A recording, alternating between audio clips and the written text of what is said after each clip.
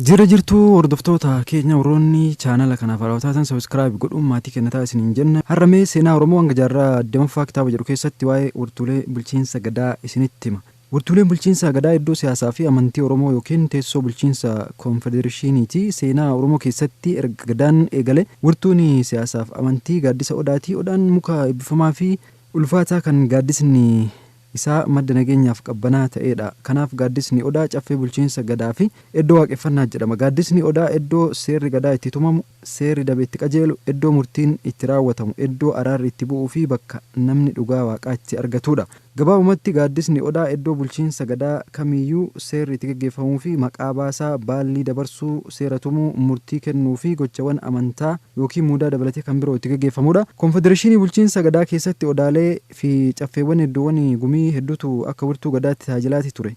Akka kitaaba seenaa Oromoo hanga jaarraa 20ffaa jedhu keessatti barraa'ee jirutti jechuudha. Hanga ammaatti odaaleen akka odaa nabee, odaa roobaa, odaa bultum, odaa bisilii fi odaa bulluq seenaa keessatti kan beekaman yoo ta'u, isaan malee kanneen akka odaa nuuraa yookiin liiban, odaa hulle, odaa dooggi, odaa arjoo, odaa gudayyaaf kan kana fakkaatan hedduunis ni jiru. Bulchiinsa sirna gadaa keessatti fageenyarraa kan ka'e rakkina walqunnamtiitiin konfedereeshiniin gadaa akka hundeeffame ni beekama. Haala kanaan konfedereeshiniin bulchiinsa gadaa hedduun hundeeffamaniiti jiru. Fakkeenyaaf tuulamni odaa nabeetti ituuf humbanna odaa bultumitti, sikkoon manda odaa roobaatti, maacci odaa bisiliitti, booranni gumii gaayyoof gujiin mi'ee bokkootti bulchiinsa gadaa ofii akka geessaa turan ni yaadatama. Yeroo keessas sababa gadaan hirmaannaa kallattii fi bulchiinsa gosaa irratti hundaa'eef konfedereeshiniin bulchiinsa hedduun uumamaniiti jiranii. Isaan keessaa ardaa jilaa, caffee, odaa daddachaa yookiin maqaa birootiinis kanneen beekaman ni jiru. Wirtuuleen kunniin sirna konfedereeshinii bulchiinsa gadaa irratti hundaa'uun iddoo tumaan seeraa, sirni araaraa, kadhannaa fi dhugeeffannaa itti gaggeeffaman akka ta'edha.